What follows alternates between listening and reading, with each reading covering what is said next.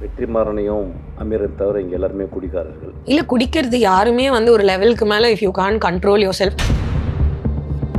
3 நாட்கள் என்ன கிட்டத்தட்ட 500 பேர் எனக்கு ஃபோன் பண்ணாங்க. நண்பர்களே, நீங்கள் நேராக வந்து என்கிட்ட ஃபோன் பண்ணி திட்டலாம், பேசலாம். எவ்வளவு 3 நாட்கள் எல்லா தொலைக்காட்சியில் நான் தான் இருந்தேன். ஒரு மேடை பேச்சில் ஒரு விஷயம் தப்பாக போயிருக்கு அப்படிங்கிறதுக்காக ஒருத்தரோட பர்சனாலிட்டியை ஃபுல்லாக என்டையராக ஜட்ஜ் பண்ணக்கூடிய இடத்துல நம்ம எல்லாருமே இருக்கோமா அப்படின்னா கிடையாது. ஒருத்தங்க தப்பாக பேசிட்டாங்க நீங்கள் சொல்கிறீங்க, அதுக்கு இப்படி பண்ணணும்னு நீங்களும் தப்பாக சொல்கிறீங்க. அப்போ யார் நீங்கள்? உங்களுக்கும் அவங்களுக்கும் வேறு எந்த வித்தியாசம் இல்லைன்னு தானே அர்த்தம். நிறையா பேரை புண்படுத்துகிற மாதிரி நிறையா விஷயம் பேசியிருப்போம். அண்ட் இதையும் தாண்டி அவர் ரியலைஸ் பண்ணி அவர் மன்னிப்பு கேட்டுட்டாரு அப்படின்னு சொல்லிட்டா அதை பற்றி நமக்கு பேசுறதுக்கான விஷயமே கிடையாது. நான் உங்கள் முன் மண்டியிட்டு மன்னிப்பு கேட்டு உங்களை எல்லாரும் நான் கடவுளாக கேட்குறேன். சாருக்கும் எனக்கும் டைரெக்டான இன்ட்ராக்ஷன் எதுவும் கிடையாது. படம் பார்த்ததுக்கு அப்புறம் தான் சார் வந்து,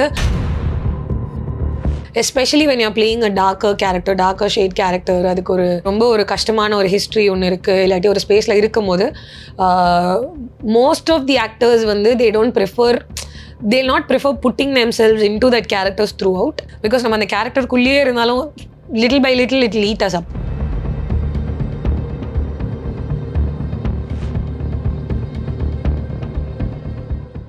வாவ் தமிழா நேயர்களுக்கு வணக்கம். இப்போ என் கூட எல்லாருக்குமே பிடிச்ச ஒரு நடிகை தான் இருக்காங்க. ரொம்ப ராவான, ரொம்ப கனெக்ட் ஆகுற மாதிரி கேரக்டர்ஸ் தான் அவங்க நிறைய பண்ணியிருக்காங்க. இப்போ பாட்டில் ராதால ஒரு அழகான ஒரு கேரக்டர் பண்ணியிருக்காங்க. சஞ்சனா மேம் நம்ம கூட இருக்காங்க. Hi ma'am. ஹலோ, வணக்கம். எப்படி இருக்கீங்க? சூப்பராக இருக்கேன். நீங்கள் எப்படி இருக்கீங்க? நல்லா இருக்கேன். பாட்டில் ராதா படம் பார்த்தேன். ஒரு இமோஷனல் ரோலர் கோஸ்டர்லேயே ட்ராவல் பண்ணியிருக்கீங்க ஃபுல்லாக. கதை நரேட் பண்ணும்போது என்ன மாதிரி இம்பேக்ட் உங்களுக்குள்ள இருந்துச்சு? ரஞ்சித் சார் சஜஸ்ட் பண்ணியிருந்தார் என்னோட பேரை, இந்த மாதிரி இந்த கேரக்டருக்கு அவங்களை கேட்டு பாருங்க அப்படின்னு சொல்லி. தினகர் சார் அப்புறம் வந்து என்னை ஒரு காஃபி ஷாப்பில் மீட் பண்ணி இந்த மாதிரி சொன்னார். ஸோ இது சார்பேட்டாக்கு அப்புறமா நடந்தது. ஸோ நேராக பார்த்து சொன்னார், இந்த மாதிரி பாட்டில் ராதான ஒரு படம், அதில் இந்த மாதிரி ஒரு கேரக்டர். சொன்ன உடனே எனக்கு ரொம்ப பிடிச்சிருந்தது. நான் கதை கேட்கும் போதே எனக்கு வந்து நான் ரொம்ப கன்வின்ஸ்டாக இருந்தேன், கண்டிப்பாக இந்த படம் பண்ணியே ஆகணும். சாரே வேண்டானாலும் எப்படியாவது அவர்கிட்ட சண்டை போட்டு இந்த கேரக்டரை நான் எப்படியாவது நான் சாரை கன்வின்ஸ் பண்ணி இந்த கேரக்டர் ப்ளே பண்ணணும் அப்படின்னு சொல்லி. படமாகவே வந்து ரொம்ப ஒரு பயங்கர ஒரு கொலாபரேட்டிவான ஒர்க்காக இருந்தது. எங்கள் எல்லாருக்குமே அதில் ஆக்ட் பண்ணவங்க, டெக்னீஷியன்ஸாக இருக்கட்டும், ரொம்ப ஆசைப்பட்டு எல்லாரும் ரொம்ப சந்தோஷமாக ஒர்க் பண்ணோம். படம் வந்து நீங்கள் சொன்ன மாதிரி ஒரு ரோலர் கோஸ்டர் மாதிரி உங்களை இருந்தது. நாங்கள் எல்லாருமே, சோமு சார், நான், பாரி, எல்லாருமே ரொம்ப ஆசைப்பட்டு எல்லாரும் கேரக்டர் ரொம்ப பிடிச்சி ஒர்க் பண்ண ஒரு படம். ஸோ எனக்கு அதை கேட்கும் போதே நான் ரொம்ப கன்வின்ஸ்டாக இருந்தேன், இல்லை எப்படியாவது இந்த படம் பண்ணோம். பிகாஸ் இப்படிப்பட்ட ஒரு ஃபுல்ஃபில்லிங்கான ஒரு கேரக்டர்ஸ்லாம் வந்து எப்போது ஒரு தடவை தான் கிடைக்கும். அதுக்கு நம்ம வேண்டான்னு சொல்கிறதுக்கான வாய்ப்புகள் எதுவுமே இல்லை அந்த படத்தில், அந்த கேரக்டருக்காகவும். ப்ரெஸ் மீட்ல ரஞ்சித் சார் சொல்லியிருந்தாரு, இது என்னோட ஒரு லைஃப்ல இருந்து எடுத்த ஒரு கதை தான். ஸோ அவர் ஆக்சுவலி இப்போ செட்டில் வரும்போது அவர் என்ன மாதிரியான ஒரு இன்புட்டும் சொல்லலையா? லைக் இப்படிதான் இருந்துச்சு, என்னோட வாழ்க்கையில இப்படிதான் இருந்துச்சு, அந்த மாதிரி ஏதாச்சும் இன்புட் கொடுத்தாரா? இல்லை, எனக்கு நான் ஓகே சொன்னதுக்கு அப்புறம் கூட எனக்கும் ரஞ்சித் சாருக்கும் பெருசாக இன்ட்ராக்ஷன் கிடையாது. அதுக்கு முன்னாடியும் கூட சார் வந்து இந்த மாதிரி ரீச் அவுட் பண்ணி இந்த படம் இருக்கு அப்படின்னு கூட எதுவும் என்கிட்ட, சாருக்கும் எனக்கும் டைரக்டான இன்ட்ராக்ஷன் எதுவும் கிடையாது. படம் பார்த்ததுக்கு அப்புறம் தான் சார் வந்து சில ரஷ்ஷஸ்லாம் பார்த்துட்டு இந்த மாதிரி நான் பார்த்தேன், பெர்ஃபார்மன்ஸ் ரொம்ப நல்லா இருக்கு அப்படிங்கிற ஒரு ஃபீட்பேக் ஒன்று கொடுத்தாரு. பட் கதை வைஸ் சாரோட ப்ளஸ் நான் செட்ல சாரை நான் மீட் பண்ணது கிடையாது. நான் இல்லாதப்போ ஒரு ட்வைஸ் ஐ திங்க் சார் வந்து செட்டுக்கு வந்திருக்காரு. அவங்க சென்டர்ல ஷூட் பண்ணிட்டு இருந்த டைம்ல சார் அந்த மாதிரியான எந்த எக்ஸ்பீரியன்ஸும் ஷேர் பண்ணது கிடையாது. பட் தினகர் சார் வந்து நாங்கள் கதை ஆரம்பிக்கிறதுக்கு முன்னாடி இந்த மாதிரி ஆல்கஹாலிக் அனானமஸ்ல மெம்பர்ஸோட ஃபேமிலிஸை வந்து டைரெக்டாக கூட்டு போய் காமிச்சாரு. ஸோ நான் அவங்க கிட்ட இன்டராக்ட் பண்ணி கேரக்டர் ஸ்டடி மாதிரி கொஞ்சம் கொஞ்சம் பண்ணோம், ரியல் லைஃப் கேரக்டர்ஸை மீட் பண்ணி. ஸோ அப்படிப்பட்ட ப்ராசஸ் தான் நடந்தது. ரஞ்சித் சார் அந்த மாதிரி எந்த ஒரு இன்புட்டும் கொடுக்கல. பாட்டில் ராதாவோட ப்ரெஸ் மீட் சமயத்தில் மிஸ்கின் சார் பேசினது அது ஒரு பெரிய பிரச்சனையாக மாறிடுச்சுல. அந்த ஸ்டேஜில் நிறைய ப்ராமினன்ட் பீப்புள்ஸ் இருந்தாங்க. ரஞ்சித் சார், வெற்றிமாறன் சார் இருந்தாங்க, நீங்கள் இருந்தீங்க. ஸோ அங்கே ஏன் யாரும் ரியாக்ட் பண்ணல? என்ன சிச்சுவேஷனாக இருந்துச்சு அங்கே? ஏன் ரியாக்ட் பண்ணல? அவர் அப்படி பேசியிருக்கலாமா, பேசியிருக்க கூடாதா? அதுக்கப்புறம் மன்னிச்சு சாரியும் கேட்டுட்டாரு. ஆனால் இது சோஷியல் மீடியாவில் எந்த அளவுக்கு போயிருக்குன்னா, அவரை செருப்பால் அடிக்கணுங்கிற அளவுக்கு போய் அவரை என்ன 2 செருப்பாலே அடிங்கிற மாதிரி எக்ஸ்ட்ரீம் வரைக்கும் போயிருக்கு. So what to you think on that? இப்போ நீங்களே சொன்னீங்க 2 திங்ஸ். ஒன்று வந்து இந்த ஸ்டேஜில் வந்து அவ்வளோ பெரிய பெரிய ஆட்கள் உட்காந்துருந்தாங்கன்னு சொன்னீங்க. So I don't think I can give any sort of comment that they did not give. என்னை விட பெரிய இடத்துல இருக்கிறவங்க, அவங்க என்னை விட நிறைய தெரிஞ்சவங்க, politically they are more sound, with life also they have more experiences. Mishkin sir himself, with all the personal interaction that we've had, நமக்கு தெரியும் அவர் வந்து ரொம்ப ஒரு he's a very nice person. ஒரு மேடை பேச்சில் ஒரு விஷயம் தப்பாக போயிருக்கு அப்படிங்கிறதுக்காக ஒருத்தரோட பர்சனாலிட்டியை ஃபுல்லாக என்டையராக ஜட்ஜ் பண்ணக்கூடிய இடத்துல நம்ம எல்லாருமே இருக்கோமா அப்படின்னா கிடையாது. நம்ம எல்லாம் ஒரு பெரிய ஸ்டேஜில் பேசலைனாலும் பின்னாடி நம்ம நிறையா பேரை புண்படுத்துகிற மாதிரி நிறையா விஷயம் பேசியிருப்போம். அண்ட் இதையும் தாண்டி அவர் ரியலைஸ் பண்ணி அவர் மன்னிப்பு கேட்டுட்டாரு அப்படின்னு சொல்லிட்டா அதை பற்றி நமக்கு பேசுறதுக்கான விஷயமே கிடையாது. ஒருத்தங்க வந்து அதை பற்றி பேசி அது தப்போ சரியோ அதுக்கான சாரியும் அப்பாலஜியுமே கேட்டிருக்காங்க பப்ளிக்காக. இதை தாண்டி யாருக்கு என்ன இருக்குது சொல்லுங்கள், சொல்கிறதுக்கு எதுவுமே கிடையாது. அவர் அப்பாலஜி கேட்டுட்டாருன்னா அதை அக்செப்ட் பண்ணிக்கிற இடத்துல தான் நம்ம எல்லாருமே இருக்கோம்.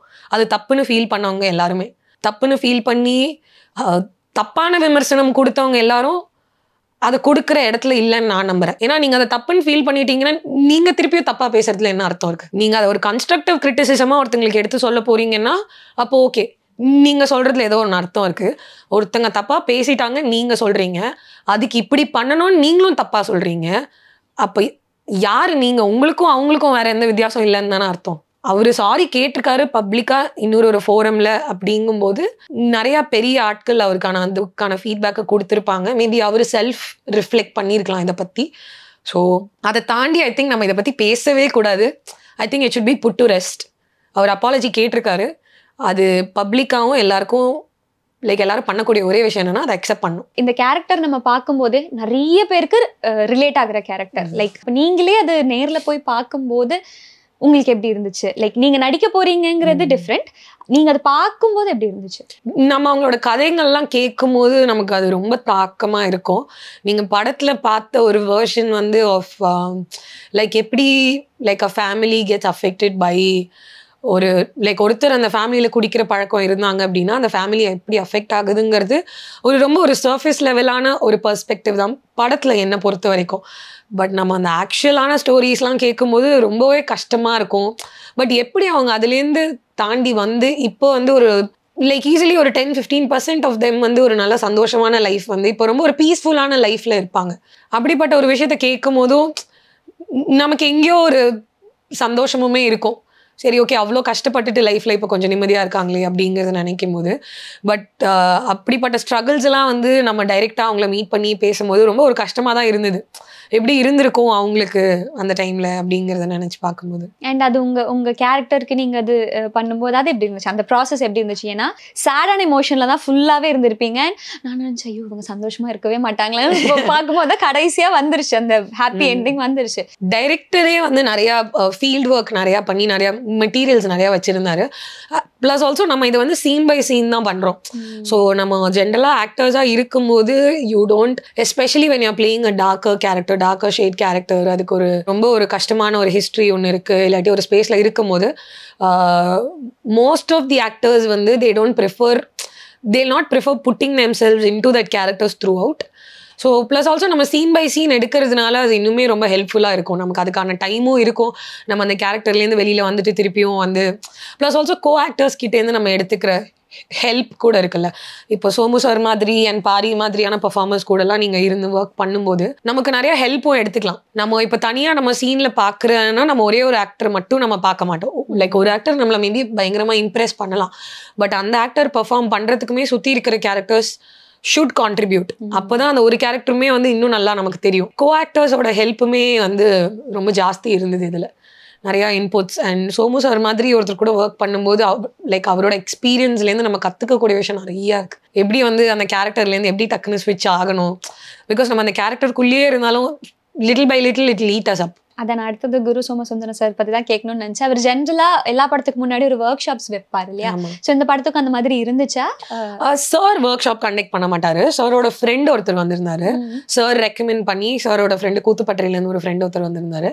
அவர் வந்து எல்லா கேரக்டர்ஸ்க்குமே ஒருத்தர் 2 பேருன்னு இல்லாமல் படத்தில் நடித்தவங்க எல்லாருமே நீங்கள் ஸ்க்ரீனில் பார்த்த எல்லாருக்குமே ஒர்க் ஷாப் இருந்தது. ஸோ அது கிட்டத்தட்ட ஒரு 15 days போயிருந்தது. நாங்களுமே வந்து ஒரு 4-5 days அதில் இருந்தோம். so that you will become familiar with everybody. Nice. எப்படி இருந்துச்சு குரு சார் கூட இருந்த அந்த கான்வர்சேஷன்ஸ் எப்படி இருந்துச்சு? லைக் நடிக்கிறது இட்ஸ் டிஃப்ரெண்ட், பட் சினிமா பத்தி நிறைய கான்வர்சேஷன்ஸ் இருந்திருக்கலாம் இல்லையா? பயங்கர இன்சைட்ஃபுல்லாக இருக்கும். ப்ளஸ் அவர் ரொம்ப வந்து வெறும் சினிமா பற்றி மட்டுமே பேசிட்டு அந்த மாதிரி மட்டுமே கிடையாது. He speaks a lot about his life experiences and like அவர் ப்ளே பண்ணுற மற்ற கேரக்டர்ஸ்லாம் பற்றி கூட பேசுவார். ஸோ பயங்கர இன்சைட்ஃபுல்லாக இருக்கும் அவர்கிட்டேருந்து. ப்ளஸ் ஆல்சோ சார் கிட்ட வந்து நான் இதை நிறையா பிளேஸில் வந்து மென்ஷன் பண்ணியிருந்தேன். சார் வந்து பயங்கர ப்ரெசென்ட்டாக இருப்பார். லைக் இன் தட் மூமெண்ட் இப்போ நம்ம ஷூட் பண்ணுறோம் அப்படின்னா லைக் அவர் ஃபிசிக்கலாகவும் மென்டலாகவும் and emotionally will be present only இந்த செட். நம்மளுமே எங்கேயாவது இப்போ நம்ம இங்கே உட்காந்துட்டு இருக்கோம்னாலே நம்ம மைண்டில் நிறையா விஷயம் ஓடிட்டே இருக்கும். But sir is very present. அப்படிப்பட்ட ஒரு குவாலிட்டிஸ்லாம் இப்போ ஸோ அப்படி இருக்கும்போது ஒரு ஆர்டிஸ்ட்டாக வந்து உங்களுக்கு அந்த செட்டில் வந்து நீங்கள் ஃபிசிக்கலாக நீங்கள் எப்படி ஒர்க் பண்ணலாம், அந்த செட்டில் நீங்கள் என்னென்ன விஷயத்த வந்து யூஸ் பண்ணலாம் அவங்களோட கேரக்டர்ஸ்க்கு, இப்படி நிறையா விஷயம் நீங்கள் வந்து அதில் நீங்கள் கற்றுக்க முடியும். இப்போ நம்ம ரொம்ப ஃபிசிக்கலாக ப்ரெசென்ட்டாக இல்லாமல் இருந்துட்டோம்னா என்ன ஆகும்னா நம்மளை சுற்றி என்ன நடக்குதுன்னே தெரியாமல் இருப்போம். பட் சாருக்கு அப்படி கிடையாது. ஒரு இடத்துல வந்து செட்டில் ஏதோ ஒரு கார்னரில் வந்து தண்ணி இருந்திருக்கும், அந்த தண்ணி வந்து காஞ்சு போயிருந்திருக்கும். அங்கே தண்ணி இருந்ததுங்கிறத கண்டினியூட்டி வரைக்கும் அவர் ஞாபகம் வச்சிருப்பார். அது எங்கே தரையில் எங்கேயோ ஒரு ஓரத்தில் இருந்திருக்கும். லெவல் ஆஃப் ப்ரெசிஷன் அவருக்கு இருக்குது. ஸோ அப்படிப்பட்ட நிறையா விஷயம்லாம் அவர்கிட்ட நம்ம ரொம்ப க்ளோசஸ்ட்டாக இருக்கும் போது சின்ன சின்ன விஷயம்லாம் நிறையா கற்றுக்கலாம். ப்ளஸ் ஆல்சோ ரொம்ப ஒரு மாதிரி ஃபன்னாக நிறைய கேள்விகள் கேட்பாரு, நிறைய கொஸ்டின் பண்ணுவார். ஸோ நீங்கள் அப்படி கொஸ்டின் பண்ண ஆரம்பிக்கும் போது உங்களுக்கு நிறையா வந்து டிஃப்ரெண்ட் பெர்ஸ்பெக்டிவ்லேருந்து ஆன்சர்ஸ் கிடைக்கும். ஸோ அந்த மாதிரி நல்லா இருக்கும், ரொம்ப இன்ட்ரெஸ்டிங்காக இருக்கும். இன்னொரு சீன் அதில் எனக்கு ரொம்ப பிடிச்சிருந்தது. லாஸ்ட் ஒரு டுவர்ட்ஸ் கிளைமேக்ஸ் அவரை நீங்கள் திட்டுவீங்களா, போடா நாயன்னு திட்டுவீங்கல்ல, அந்த ஒரு சீன் எப்படி இருந்துச்சு? லைக் ஃபன்னாக போச்சா இல்லை ஹவுஸ்? இல்லை ஃபன்னாக தான். அதெல்லாம் லைக் இப்போ திட்டுறோம் இல்லாட்டி லைக் அடிக்கிற ஃபிசிக்கலாக அடிக்கிற சீன் அதுக்காக அது ரொம்ப பயந்து அப்படிலாம் கிடையாது. சார் வந்து அவரோட கேரக்டராக தான் பெர்ஃபார்ம் பண்ணிக்கிட்டு இருப்பாரு.